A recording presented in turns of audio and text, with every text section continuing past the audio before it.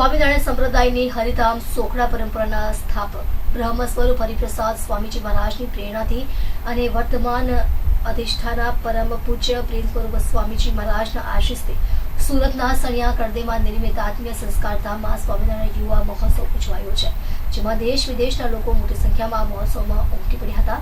આ મહોત્સવમાં પ્રસાદીનું પણ આયોજન કરવામાં આવ્યું। મારું નામ રાજુભાઈ પટેલ છે। હું શ્રીહરિ પ્રદેશ સત્સંગ મંડળનો પ્રમુખ છું।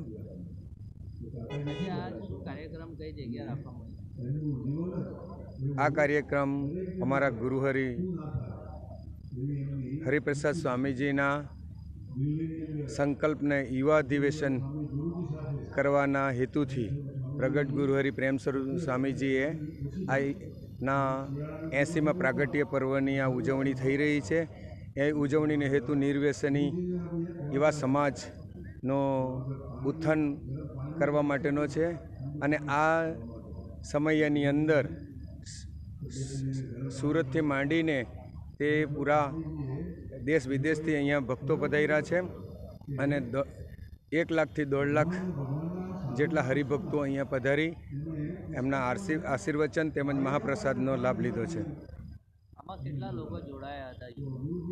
આમાં 1 લાખથી 1.5 લાખ અત્યારે તો 1.5 લાખ કેપેસિટી મેદાનની પૂરી થઈ ગઈ છે અને પ્રસાદ વિતરણ બી ચાલુ છે અને મહાનુભાવો જેવા કે સૌજીભાઈ ધોળકિયા, પૂર્ણેશભાઈ મોદી તેમજ ઉદ્યોગપતિઓ અહીં પધારી આ શોભા વધારી છે।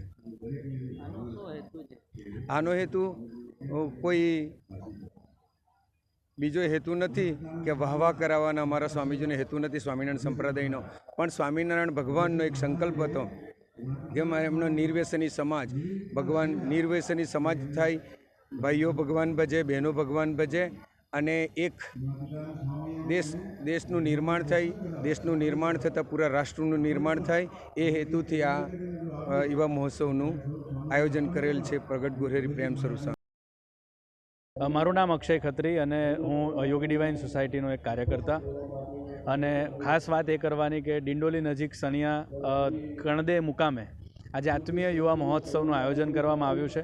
યોગી ડિવાઇન સોસાયટીના પ્રણેતા હરિપ્રસાદ સ્વામીજીના સંકલ્પના ભાગરૂપે આત્મીય સંસ્કાર ધામની રચના કરવામાં આવી અને ભક્તો માટે તે આજે પ્રાણ પ્રતિષ્ઠા મહોત્સવ પૂજ્ય પ્રેમ સ્વરૂપ સ્વામીજીના હસ્તે કરવામાં આવ્યું અને આજે એ પ્રાણ પ્રતિષ્ઠા મહોત્સવ બાદ 27મી ડિસેમ્બર એટલે કે અમારા ગુરુ હરિપ્રસાદ સ્વામીજીના ઉત્તરાધિકારી એવા પૂજ્ય પ્રેમ સ્વરૂપ સ્વામીજીનો પ્રાગટ્ય દિન અને તેમના પ્રાગટ્ય દિનને ઉજવવા માટે થઈ લાખોની સંખ્યામાં આત્મીય યુવા મહોત્સવ મને ઉજવણી માટે યુવકો આજે એકત્રિત થયા છે અને પૂજ્ય પ્રેમ સ્વરૂપ સ્વામીજીના સંકલ્પે નિર્વ્યસની અને પવિત્ર જીવન જીવવાનો સંકલ્પ કરશે અને પૂજ્ય પ્રેમ સ્વરૂપ સ્વામીજીને એક વચન આપશે કે તેઓ સમાજની અંદર સર્વશ્રેષ્ઠ નાગરિક બની શકે, ગુરુ ભક્તિ, રાષ્ટ્રભક્તિ અને પ્રભુ ભક્તિના માર્ગે તેઓ આગળ વધે તેવા એક શુભ સંકલ્પની સાથે આ યુવાનો અમે ભેગા થયા છીએ। મારું નામ ધીરેન મીરાણી છે।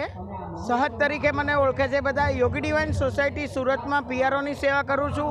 આજે અમારા પ્રગટ ગુરુ હરિ પ્રેમ સ્વરૂપ સ્વામીજી મહારાજનો 80મો પ્રાગટ્ય દિન છે।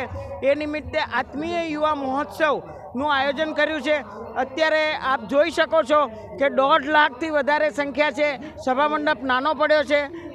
ટોળાના ટોળા દેશ વિદેશથી અને સમગ્ર ગુજરાતમાંથી યુવકો આવી ગયા છે।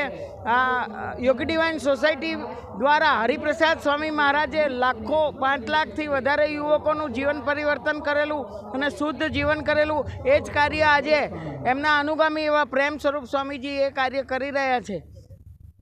કેટલા લોકો આમાં જોડાયેલા છે? શું હેતુ છે આજે?